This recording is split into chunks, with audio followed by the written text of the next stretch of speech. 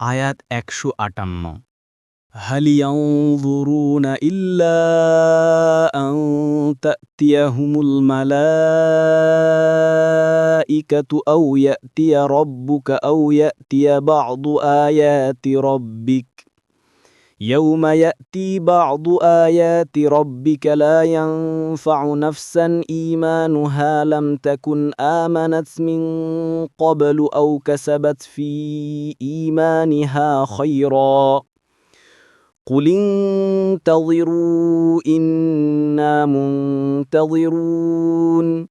অনুবাদ, তারা শুধু এরই তো প্রতীক্ষা করে যে তাদের কাছে ফিরিস্তা আসবে, কিংবা আপনার রব আসবেন, কিংবা আপনার রব এর কোনো নিদর্শন আসবে। যেদিন আপনার রবের কোনো নিদর্শন আসবে, সেদিন তার ঈমান কোনো কাজে আসবে না যে পূর্বে ঈমান আনেনি, অথবা যে ব্যক্তি ঈমানের মাধ্যমে কল্যাণ লাভ করেনি। বলুন, তোমরা প্রতীক্ষা করো, আমরাও প্রতীক্ষায় রইলাম। তাফসির ১। সূরা আল আনআমের অধিকাংশই মক্কাবাসী ও আরব মুশরিকদের বিশ্বাস ও ক্রিয়াকর্মের সংস্কার এবং তাদের সন্দেহ ও প্রশ্নের জবাবে নাজিল হয়েছে। গোটা সূরায় এবং বিশেষ করে পূর্ববর্তী আয়াতসমূহে মক্কা ও আরবের অধিবাসীদের সামনে সুস্পষ্টভাবে ব্যক্ত করা হয়েছে যে, হে কাফির সম্প্রদায়, তোমরা রাসূলুল্লাহ সাল্লাল্লাহু আলাইহি ওয়াসাল্লামের মুজিজা ও প্রমাণাদি দেখে নিয়েছ। তার সম্পর্কে পূর্ববর্তী গ্রন্থ ও নবীগণের ভবিষ্যৎবাণীও শুনেছ এবং একজন নিরক্ষরের মুখ থেকে কুরআনের সুস্পষ্ট আয়াত শোনার মুজিজাটিও লক্ষ্য করেছ। অতএব ঈমান আনার জন্য আর কিসের অপেক্ষা? এই বিষয়টি আলোচ্য আয়াতে অত্যন্ত হৃদয়গ্রাহী ভঙ্গিতে বলা হয়েছে যে তারা কি বিশ্বাস স্থাপনের ব্যাপারে এই জন্যে অপেক্ষা করছে যে তাদের কাছে ফিরিস্তা আসবে, কিংবা আপনার রব আসবেন, কিংবা আপনার রব এর কোনো নিদর্শন আসবে কি?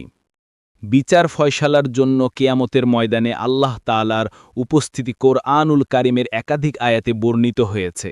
কিয়ামতের ময়দানে আল্লাহ তাআলা কিভাবে এবং কি অবস্থায় উপস্থিত হবেন তা মানবজ্ঞান পুরোপুরি হৃদয়ঙ্গম করতে অক্ষম। তাই এই ধরনের আয়াত সম্পর্কে সাহাবায়ে কেরাম ও পূর্ববর্তী মুনিশিদের অভিমত হয়েছে যে কোরআনে যা উল্লেখ করা হয়েছে তাই বিশ্বাস করতে হবে। উদাহরণস্বরূপ, এই আয়াতে বিশ্বাস করতে হবে যে আল্লাহ তাআলা কিয়ামতের ময়দানে প্রতিদান ও শাস্তির মীমাংসা করার জন্য উপস্থিত হবেন। তবে কিভাবে উপস্থিত হবেন এই আলোচনা নিষিদ্ধ। কোনো আয়াতে এসেছে যে আল্লাহর সাথে ফিরেশতাগণও কাতারে কাতারে উপস্থিত হবেন। আর যখন আপনার রব আগমন করবেন ও সারিবদ্ধভাবে ফিরেশতাগণও উপস্থিত হবেন। সূরা আল ফাজর ২২। আবার কোথাও এসেছে যে আল্লাহ তাআলা মেঘের ছায়া সমেত উপস্থিত হবেন।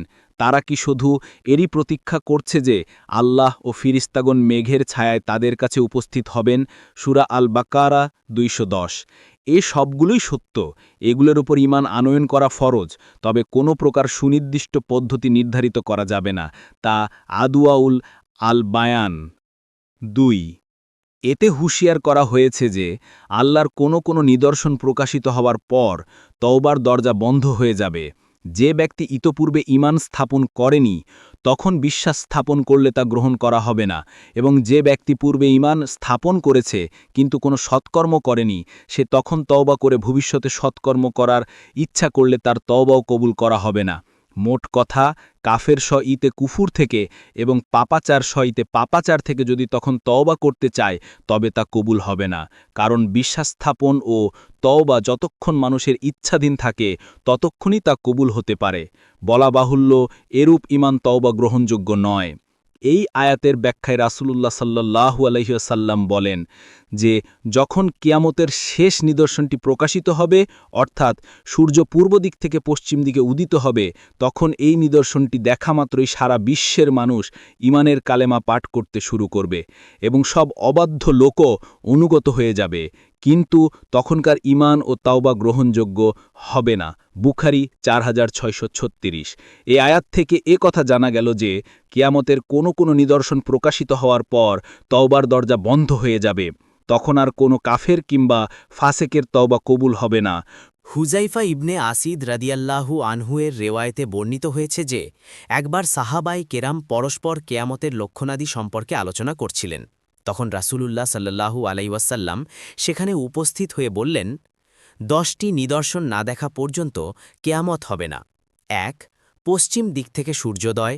2. বিশেষ এক প্রকার ধোঁয়া। 3. দাব্বাতুল আর্দ। 4. ইয়াজুজ মাজুজের আবির্ভাব।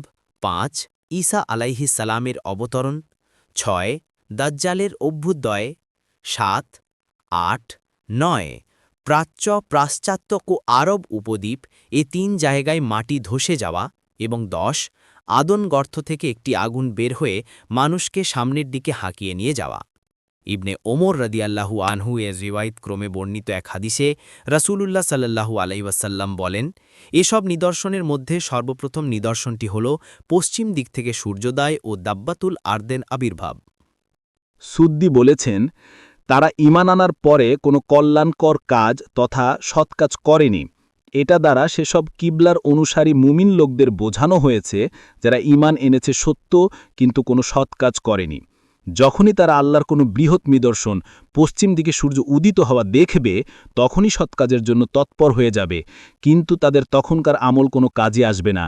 কিন্তু যদি তারা এই নিদর্শন দেখার পূর্বে সৎকাজ করে থাকে তবে এই নিদর্শন দেখার পরে সৎকাজ করলে তা গ্রহণযোগ্য হবে। তাবারি।